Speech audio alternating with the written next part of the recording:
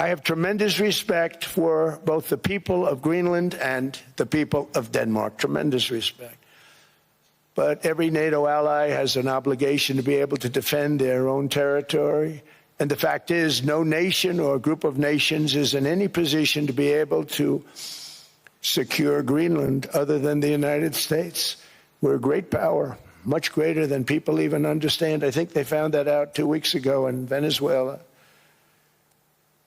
We saw this in World War II, when Denmark fell to Germany after just 6 hours of fighting and was totally unable to defend either itself or Greenland. So the United States was then compelled, we did it, we felt an obligation to do it, to send our own forces to hold the Greenland territory, and hold it we did at great cost and expense. They didn't have a chance of getting on it, and they tried. Denmark knows that. We literally set up bases on Greenland for Denmark. We fought for Denmark. We weren't fighting for anyone else. We were fighting to save it for Denmark. Big, beautiful piece of ice. It's hard to call it land. It's a big piece of ice. But we saved Greenland and successfully prevented our enemies from gaining a foothold in our hemisphere. So we did it for ourselves also. And then after the war, which we won it big. Without us, right now you'd all be speaking German and a little Japanese, perhaps. After the war, we gave Greenland back to Denmark.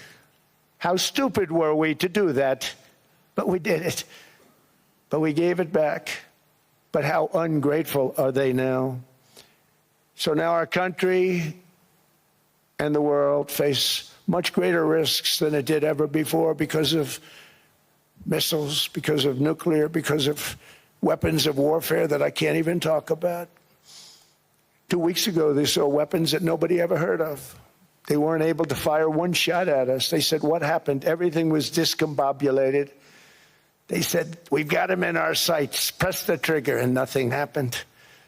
No anti-aircraft missiles went up. There was one that went up about 30 feet and crashed down right next to the people that sent it. They said, what the hell is going on? Those defensive systems were made by Russia and by China. So they're going to go back to the drawing boards, I guess. Greenland is a vast, almost entirely uninhabited and undeveloped territory that's sitting undefended in a key strategic location between the United States, Russia, and China. That's exactly where it is, right smack in the middle.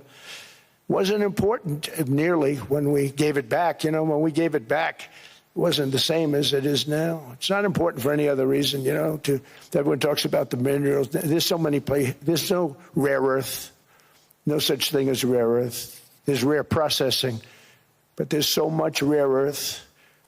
And this, to get to this rare earth, you got to go through hundreds of feet of ice.